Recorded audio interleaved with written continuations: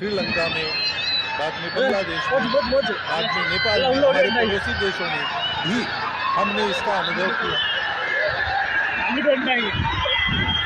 अब कभी कभी हो जाता है, प्रशासन जनता के पास नहीं रहता, संवेदनशील नहीं रहता, लोकाभिमुख नहीं रहता,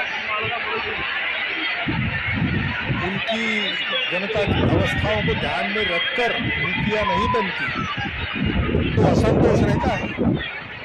परंतु उस असंतोष को इस प्रकार व्यक्त होना, ये किसी को लाभ की बात नहीं। अभी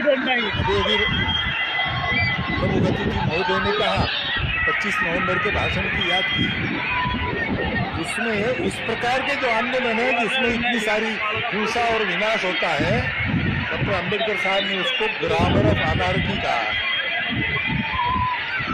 प्रजातांत्रिक मार्गों से भी परिवर्तन आता है, ऐसे हिंसक मार्गों से परिवर्तन नहीं आता। एक उथल पुथल हो जाती है, लेकिन स्थिति यथावत रहती है।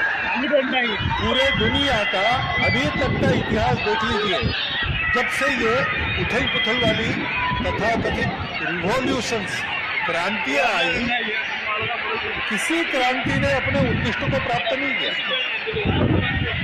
राजा के खिलाफ फ्रांस की राज्य क्रांति हुई, उसका परिणाम क्या हुआ? नेपोलियन बादशाह बन गया, वही राजतंत्र पाया। इतनी सारी तथाकथित साम्यवादी क्रांतियां हुई, सब साम्यवादी देश आज पूंजीवादी तंत्र पर चल रहे हैं, जिसके खिलाफ क्रांति।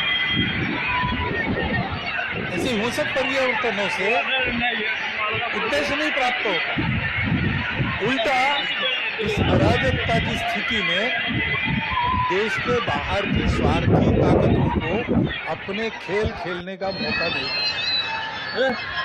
इसलिए हमारे पड़ोसी देशों में जो उथल पुथल हो रही है, ये हमारे ही देश है, जो हमसे दूर नहीं है।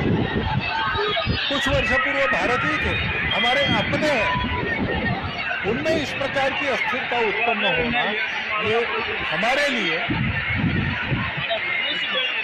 केवल उनके पड़ोसी है इसलिए नहीं, वो सब हमारे अपने देश हैं, इसलिए चिंता का विषय है। हितरक्षण से भी ज्यादा ये जो हमारा अपनीयता का संबंध है, अपनेपन का संबंध है, उसके चलते ये चिंता होती है।